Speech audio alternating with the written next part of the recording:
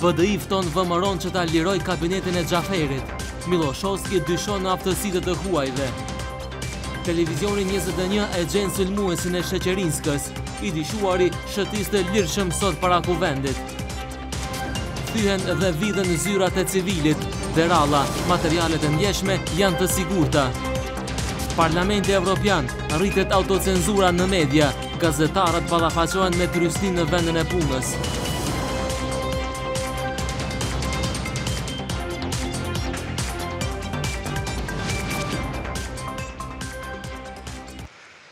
Përshëndetje shikues të nderuar, po ndiqni magazinën informative 21 Live News. Deputetët e VMRO DPMNE-s, përfshirë dhe kryetarin e partisë Nikola Gruevski, sot ishin futur në kabinetin e kryetarit të parlamentit. BDI ka ftuar VMRO DPMNE-n që ta liroj kabinetin e kryetarit të parlamentit Talat Xhaferi. E pyetur se si është e mundur që Xhaferi është legjitim për faktorin ndërkombëtar, por jo dhe për VMRO DPMNE-n, Miloshovski i vëri në dyshim aftësitë e ndërkombëtarëve.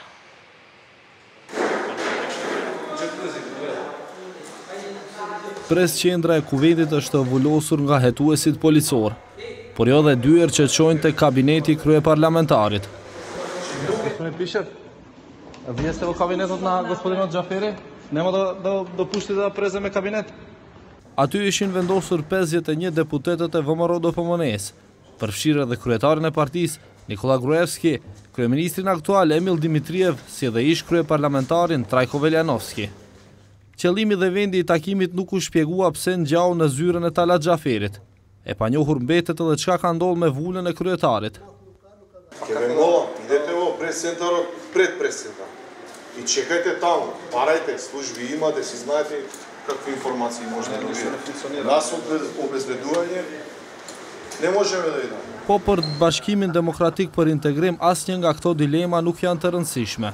Deputeti Artan Grubi madje thotë se Talat Xhaferi është institucioni dhe jo hapësira e tij e punës. Kryetari i ri nënshkroi të gjitha udhëzimet administrative për shërbimet në kuvend për t'ia mundsuar punën e tij në kabinetin e kryetarit të Kuvendit të Republikës së Maqedonisë. Jo, letra është vullosur dhe është arkivuar dhe është pranuar përgjigje po ashtu e vullosur dhe arkivuar nga sekretari i përgjithshëm, siç ju thash, ai kërkon që vendimi të shpallet në gazetën zyrtare, me që rast ne në këto momente jemi duke dërguar kërkesë deri shpalljen që të bëhet në gazetën zyrtare, që zoti Talat Xhaferi është kryetari i ri i Kuvendit të Republikës së Maqedonisë. Grupi tha se posa të krijohen kushte, kryetari i ri i Kuvendit menjëherë do të dërgojë letër deri tek presidenti Gjorgje Ivanov, nga i cili pret që të reflektojë dhe t'ia dorëzojë mandatin Zoran Zaevit. Por me situatën e re në Kuvend, as se sip nuk po pajtohet VMRO DPMNE. Би сакал денес да дадам една изјава во врска со Do doja sot të jap një deklarat në lidhje me zgjidhjen e antikushtetuese jo ligjore dhe jo legale të zotrit Xhaferit, господинот Xhaferi, akti i cili me 27 prill për së pari herë bëri një presedant të madh dhe të rënd. направи еден голем и тежок преседан. I pyetur se si është e mundur që Talat Xhaferi është legjitim për faktorin ndërkombëtar, por jo edhe për VMRO DPMNE-n, Miloshovski i vëri në dyshim aftësitë e ndërkombëtarëve dhe tha se nuk janë ata të obliguar që t'i njohin procedurat e kuvendit. Процедурите во собранието и почитувањето на деловникот. Procedurat në kuvend dhe respektimi i rregullores nuk janë të obliguara të respektojnë, të promovojnë dhe të mbrojnë njerëz të cilët nuk janë pjesë e kuvendit, që janë diplomat apo qytetar. Respektimi i rregullores në kuvend duhet ta bëjnë deputetët, pasi që për ata janë zgjedhur. Треба да го прават пратениците, бидејќи за тоа се избрани. E përkundër të gjitha blokadave, akuzave dhe kundër akuzave, Xhaferi sot në mëngjes erdhi në kuvend dhe urdhroi administratën që të fillojë me përgatitjet për vazhdimin e punës të institucionit ligjdhënës.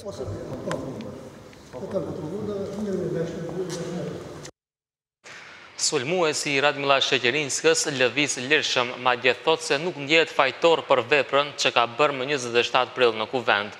Burimet të brendshme të policisë thonë se ai është nën hetime dhe në kërkim për arrest, por ekipi i televizionit 21 vërejti të njëjtin, i cili kaloi para syve të policisë në proborrin e kuvendit. Ky person të ejtën sulmoi nën kryetaren e LSDM-s Radmila Sheqerinska. i futur në kuvend me turmen e protestuesve të cilët sulmuan deputetet me 27 prill. A ishte ndër të parët që ju vërsul edhe kreu të opozitës Zoran Zaev.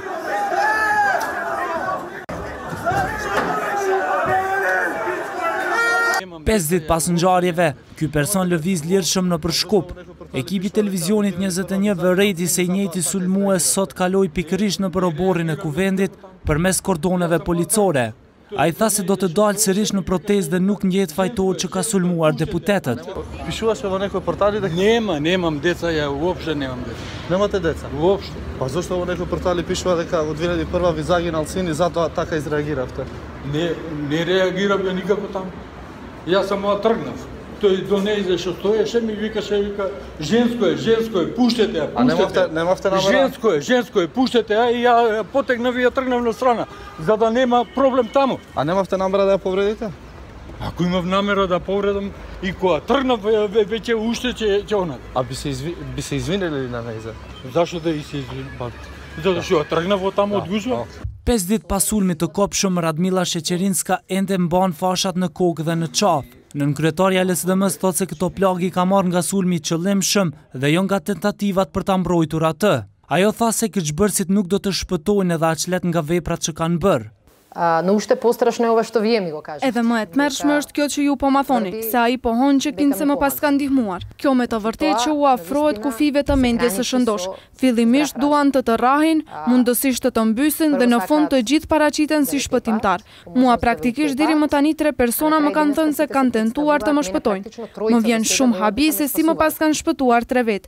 Kur në fund dola me lëndime serioze në kokë, goditje në të gjithë trupin dhe probleme serioze me qafën.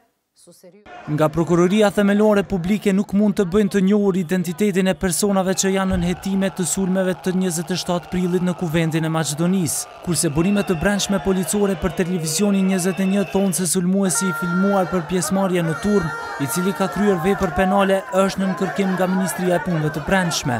Por sulmuesi me këmish të njëjtë sot u vëret që nuk shqetësohet nga policia. Zashto da i se izvinam? Zato što ja trgnav od tamo od gužva. Përderisa sulmuesi i deputetes Sheqerinska shëtit rreth parlamentit, 5 personave që dyshohen të kenë kryer dhunë mbi deputetët u është caktuar mas paraburgimi prej 8 ditësh. Ndërkohë që kërkohen së paku edhe 7 persona të tjerë të dyshuar. Sektori i punëve të brendshme bëri me dije se përmes kamerave të sigurisë në kuvend janë identifikuar edhe persona që ndihmuan në futjen e protestuesve brenda objektit të kuvendit më 27 prill.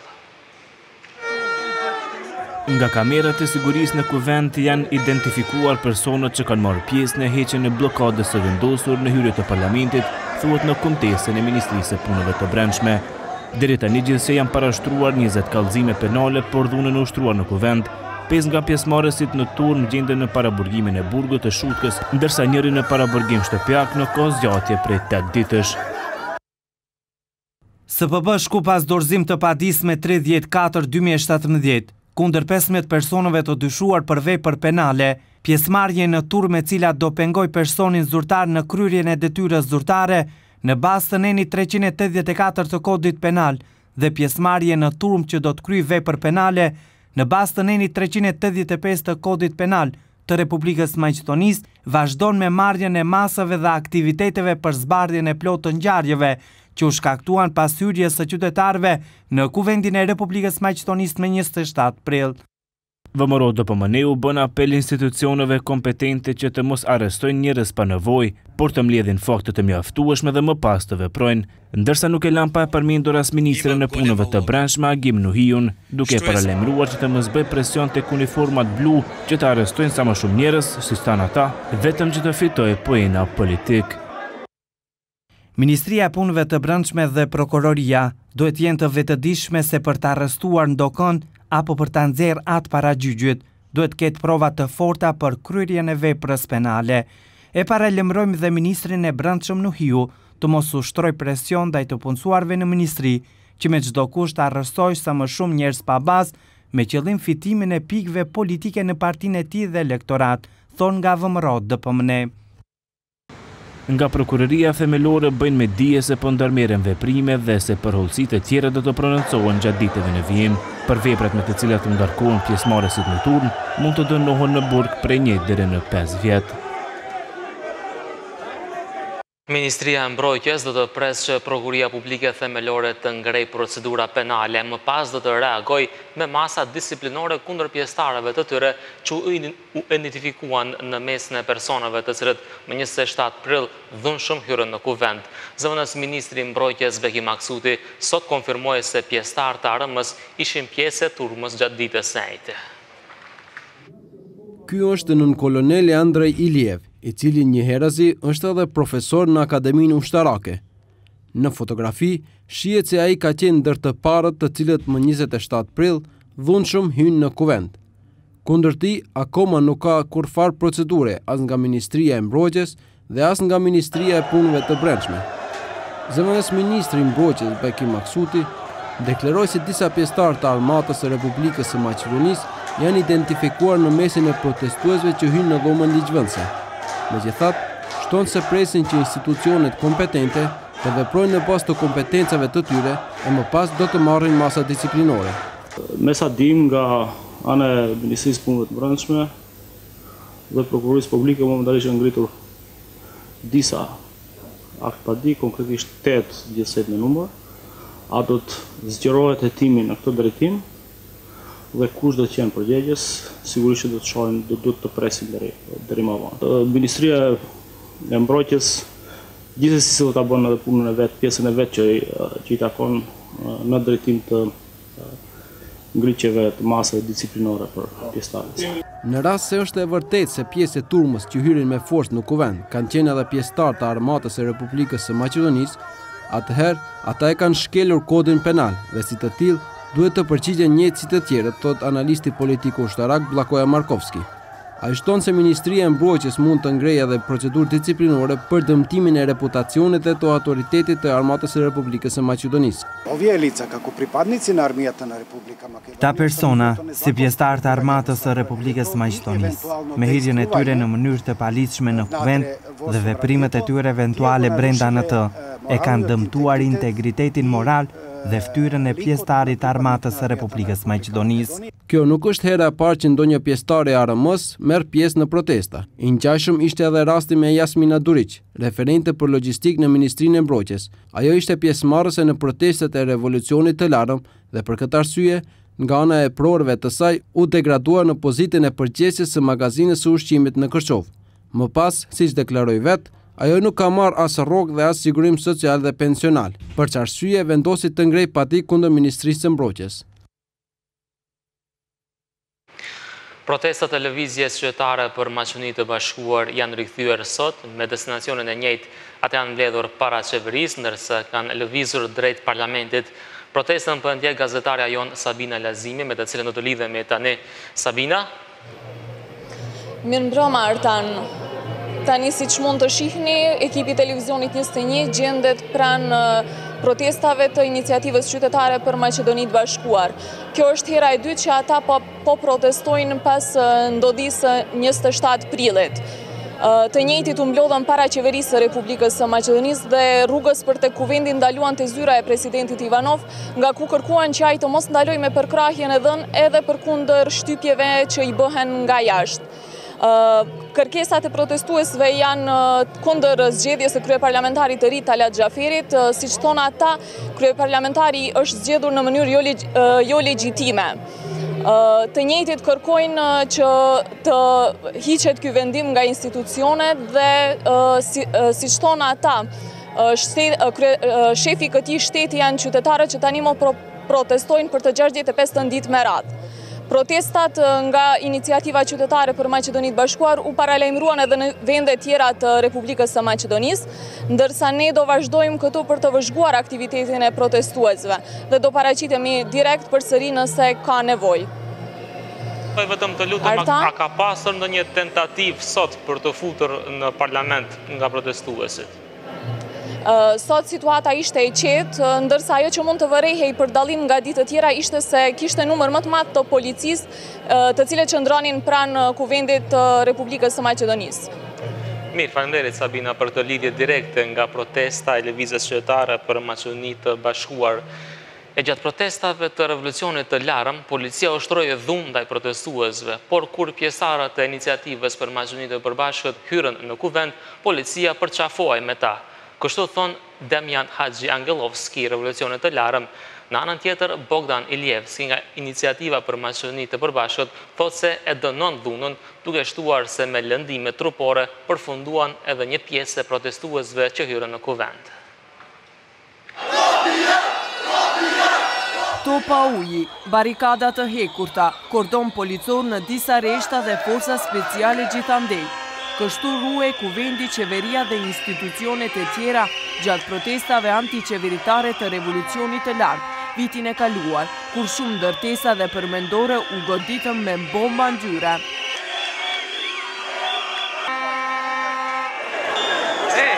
Në këto pamje mund të vërehet se si forca speciale përdorin forcë kundër protestuesve.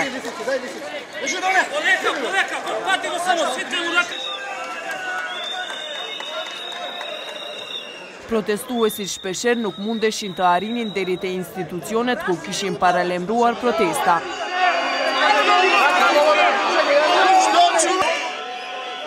Aktivisti Demian Hadji Angelovski nga revolucioni i larmë thosë se gjatë protestave që zgjatën 3 muaj, ka pasur ditë kur ata nuk kanë mundur t'i afrohen kuvendit të Republikës së Maqedonisë, por javën e kaluar protestuesit që hyrën në kuvent dhe shkaktuan kaos, u pritën miqësisht nga ana e policisë. Protestirat që të demonstrantit të se gushka... Mund të shieshin si protestuesit përqafoheshin me njësit speciale dhe policin. Ato ishin pamje shokuese. Këtu shiej një bashkëpunim aktiv mes policisë dhe protestuesve, gjithsesisht duke i sigur policia i ndihmonte protestuesit të hyjnë në kuvent. Si pas njërit nga udhëheqësve televizjes për Maqedoni të Përbashkët Bogdan Ilievski, të njëjtën turma që hyri brenda në kuvent nuk mund të kontrollohej. Ndodhi shpërthimi një mlefi të cilin nuk e arsjetoj dhe nuk do kisha thënë se mund të kuptohet, por ajo nuk mund të përsëritet, sepse dhuna nuk është opcion dhe nuk është rruga jonë. Me thellimin e krizës politike dhe shoqërore në Maqedoni vërehet edhe rritje e gjuhës së urrejtjes, veçanërisht në rrjetet sociale. Sipas drejtoreshës së Komitetit të Helsinkit, arsyeja e për këtë është mosdëshkimin nga institucionet kompetente të atyre që promovojnë gjuhën e urrejtjes. E qitë kjo është dëshmi për atë që ne po flasim me muaj se gjuha e urrejtjes si e dhunë, dhe këtë e pam dhe disa ditë më parë, por gjithashtu për fat të keq pam edhe se strukturat policore gjatë ngjarjeve të këtilla nuk i ndërmorën masat të cilët i posedojnë për të ndalur dhunën ndaj deputetëve të cilët ishin të pranishëm në kuvent. Në vend të përpjekjeve për qetësimin e situatës, sidomos pas këmbguljes së përfaqësuesve të shteteve tjera dhe organizatave ndërkombëtare me të cilat Maqedonia bashkëpunon në mënyrë aktive, Iniciativa për Maqedoni të Përbashkët do të vazhdojë të protestojë.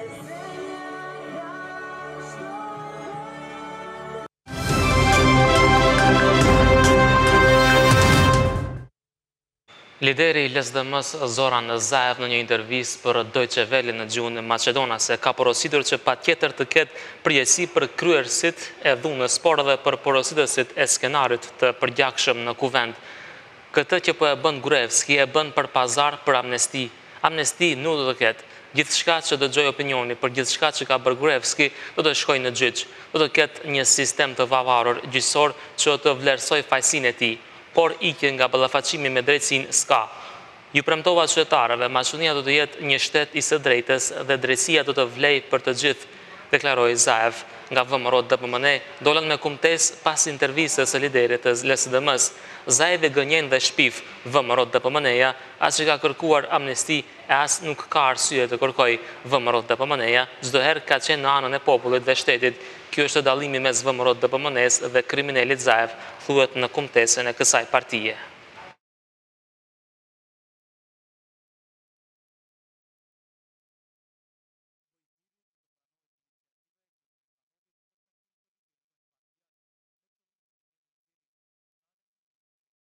Kryeparlamentari i ri i kuvendit Talat Xhaferi pritet që të plotësoj kushtet që të fillojë të kryej funksionin e tij në shtëpinë ligjvënëse dhe ta lajmërojë Gjorgje Ivanovin që ka shumicën parlamentare e cila e kërkon mandatin për formimin e qeverisë. Analistët të cilët i konsultoi televizioni 21 vlerësojnë se Ivanov duhet të respektoj kushtetutën dhe vullnetin e qytetarëve përmes shumicës parlamentare. Talat Xhaferi ende nuk i ka dërguar letër shefit të shtetit Gjorgje Ivanov, me të cilën të kërkoj mandatin për formimin e qeverisë. Nga sekretari i përgjithshëm i Kuvendit kanë kërkuar të siguroj kushte për funksionimin e punës së kryeparlamentarit të ri, i cili u përgjigj që një gjë të tillë do ta bëjë pasi që vendimi të shpallët në gazetën zyrtare. Kur do të krijohen këto kushte, Xhaferi në formë të shkruar do të informojë Ivanovin dhe do të presë që i të respektojë vullnetin e shumicës parlamentare, deklaroi deputeti i Bashkimit Demokratik për Integrim Artan Grubi. Ne jemi të bindur që dhe theksojmë që zoti Talat Xhaferi është institucion në vete. Kryetari i Kuvendit është institucion, nuk është zyra institucioni, por është personi i cili është i zgjedhur dhe në të cilën në fakt është investuar gjithë legitimiteti i institucionit të shumicës së re parlamentare. Kur letra me të cilën kërkohet mandati për formimin e qeverisë të arrijë në villën Vodno nuk dihet, por ka shumë gjasa që të mos jetë vula e kryetarit të Kuvendit të Republikës së Maqedonisë. Shërbimet e Kuvendit në mënyrë të paqëllimshme kryen vepër penale, thotë ish kryeparlamentari Tito Petkovski.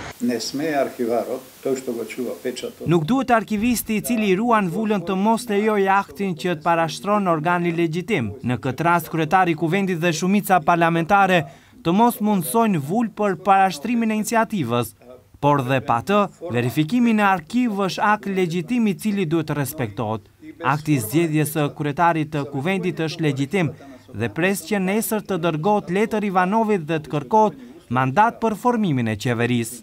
Qëndrim të njëjtë ka dhe profesori universitar Osman Kadriu. Ai thotë që është mjaftueshme që Xhaferi të dërgojë letër me të cilën do të informojë Ivanovin se është zgjedhur kryeparlamentari nga ana e shumicës parlamentare, ndërsa Ivanov duhet ta respektojë kushtetutën.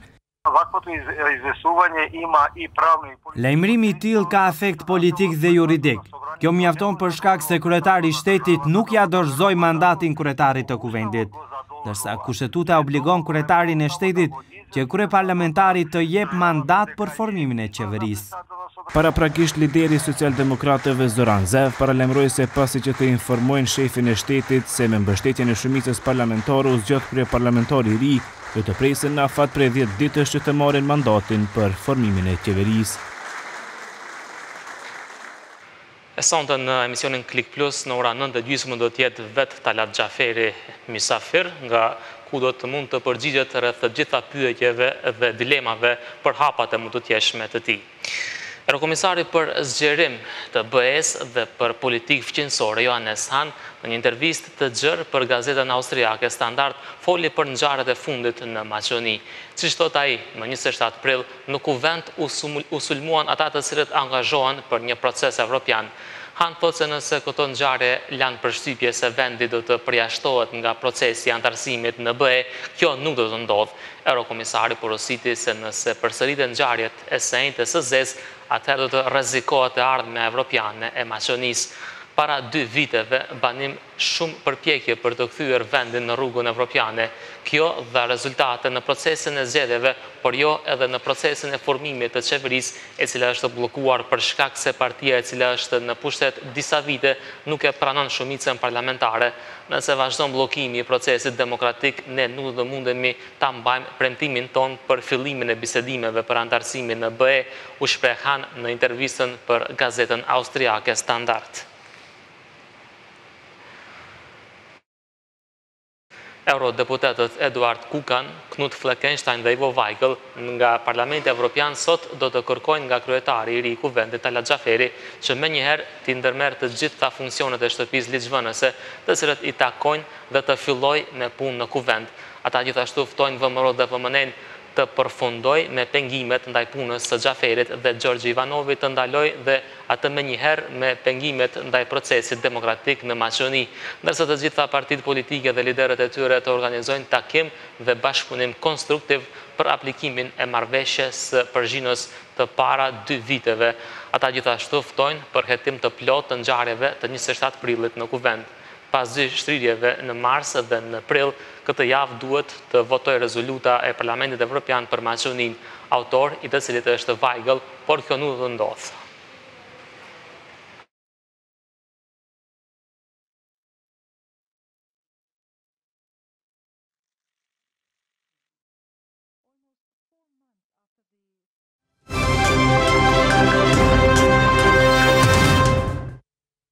qendra për liri civil gjatë fundjavës së fundit ishte cak i hajnave. Me këtë rast u thyen zërat e kësaj qendre, ndërsa u vodhën edhe disa mjete teknike. Personi i parë i civilit Xhabir Deralla shpreson që kjo të ketë ndodhur për motive vjedhjeje, edhe pse ai nuk përjashton edhe motive të tjera. Dera e zyrës së qendrës për liri civil është e thyer, ndërsa brenda gjithçka është bërë rëmuj.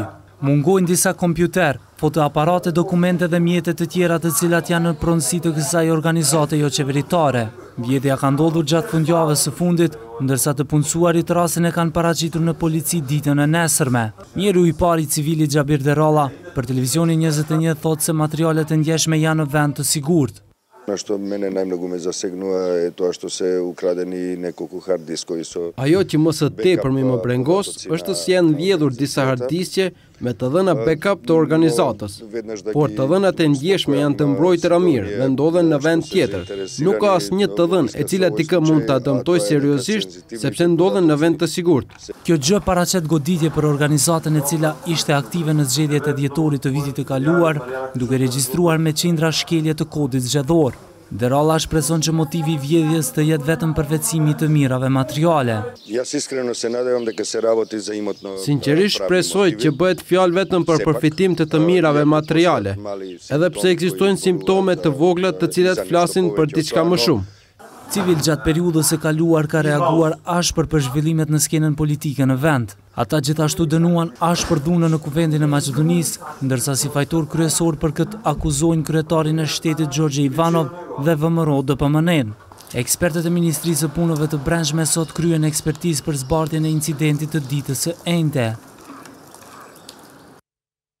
Liria e mediave në vendet e Ballkanit perëndimor është e rrezikuar, thuhet në raportin e Parlamentit Evropian. Nga viti në vit gjithnjë më shpesh po thellon problemet e vjetra në profesionin e gazetarisë, vërret rritje e autocenzurës, trysninë e gazetarëve dhe raportimi objektiv. Njohësit e zhvillimeve në vend thonë se vlerësimet e institucioneve ndërkombëtare tregojnë pasqyrën reale sa u përket mediave në Maqedoni. Maqedonia mori edhe një tjetër vlerësim negativ se i takon lirisë së mediave. Sipas Parlamentit Evropian, mediat në vendet e Ballkanit perëndimor janë të politizuara, vërehet rritje të autocenzurës, por edhe të rasteve të frikësimit të gazetarëve të cilët punojnë në trysni të lartë. Këto janë vetëm disa nga përfundimet e qendrës për ulëmtim pranë Parlamentit Evropian në lidhje me liritë e mediave në Ballkanin perëndimor. Në to gjithashtu thuhet se në rajon mungon transparenca për pronësinë e mediave, ndërsa vazhdon të jetë problem edhe burimi financiar i tyre. Parlamenti Evropian e dënon trysninë politike dhe autocenzurën të hapur gjerësisht. U bën thirrje vendeve që të krijojnë ambient të sigurt për mediat, të përshtatshëm për raportim objektiv dhe të saktë, dhe bën thirrje për një sistem gjyqësor efikas. Vendet kandidate edhe më tej ballafaqohen me mungesa sistemore që kërkojnë përpjekje afatgjata dhe të vazhdueshme që viteve të fundit shënojnë ngecje, duke krijuar situatë ku nuk ka përparim. Edhe nga sindikata e pavarur e gazetarëve në vend, vazhdimisht kanë paralajmëruar se gjendja me mediat në Maqedoni gjithnjë më tepër përkeqësohet. Trysnitë me të cilat ballafaqohen gazetarët ndikojnë në profesionalizmin e tyre, thonë nga sindikata. Si shembull negativ e theksojnë autocenzurën gjithnjë më të shpeshtë, përzierjen e politikës gjatë përgatitjes së lajmeve, statusin e pasgjidhur të gazetarëve në një pjesë të mediave, vonesën e pagave dhe frikën nga shkarkimi prej punës së paarsyeshme. Gjendja e përgjithshme konfirmohet edhe nga institucionet ndërkombëtare që bëjnë regjistrimin apo vlerësimin e shkallës së lirisë dhe të trajtimit të gazetarisë në të gjitha vendet e botës. Shohim se në shkallën e Freedom House, sa u takon mediave dhe lirive të mediave, ne jemi etiketuar si një vend jo i lirë. Gjithashtu edhe reporterët pa kufi na vendosën në fund, në krahasim me vendet e rajonit. Gjendja e keqe e gazetarisë në vend mund të konfirmohet edhe nga shuarja para pak ditësh e dy gazetave Utrinski Vesnik dhe Vesti, të cilat pas 18 viteve funksionimi, fundjavën e kaluar i shtypën numrat e fundit. Si arsye theksuhet gjendja e rëndë financiare e firmes Qendra Grafike, e cila është pronë e kompanisë Mediaprint Macedonia, që është botuese gazetës Dnevnik, Utrinski Vesnik, Vest, Makedonski Sport, Tea Moderna dhe portalit Telegrafi. Sipas vlerësimeve në rrugë do të mbeten qindra gazetar. Përndryshe, ky raport i Parlamentit Evropian publikohet me rastin e 3 majit, ditës botërore të lirisë së mediave.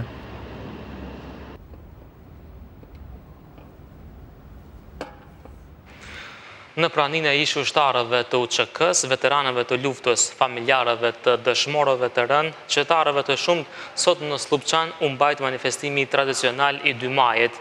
Sot para 16 vitesh, territori i komunës së Likovës ishte shpallur zonë e lirë, ku më pas për disa muaj me radhë u zhvillua luftë e ashpër midis forcave të UÇK-s dhe forcave të sigurisë së Republikës së Maqedonisë deri në nënshkrimin e marrëveshjes Kornisë të Ohrit.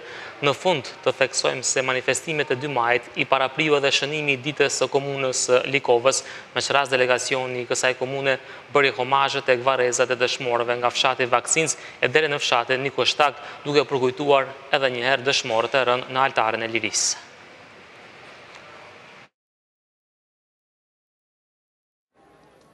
Ju përshëndes në emën tim dhe në emën të liderit të Bashkimit Demokratik për Integrim dhe komandantit të përgjithshëm të Ushtrisë Lirimtare Kombëtare, Ali Ahmetit, ku më porositi para jush që them që përshëndetjet e tij për arsye se nuk ka mund të jetë fizikisht pranë nesh, duke pasur parasysh gjendjen e vendit. Ju jeni dëshmitar të kohës se ç'bëhet në këtë vend. Dhe kush ka kulturë të ngritur kombëtare dhe demokratike. Ju luftuat me të gjithë kundër të gjithëve, një grusht njerëzish që ishin lindur këtu, rritur këtu, mbetën pa gjithë shtëpitë e tyre. Familjet pashtu, ato mbetën pa ato shtëpi që këshën ndërtuar vetë, dhe mbetën me 8 ogjaqe dhe vetëm me 8 shtëpi. Kur net me rrashin se çka do të ndodhë me ju ngritet forcën tjetër, u bashkuat me Haraçinën, u bashkuat me gjitha vizet shqiptare.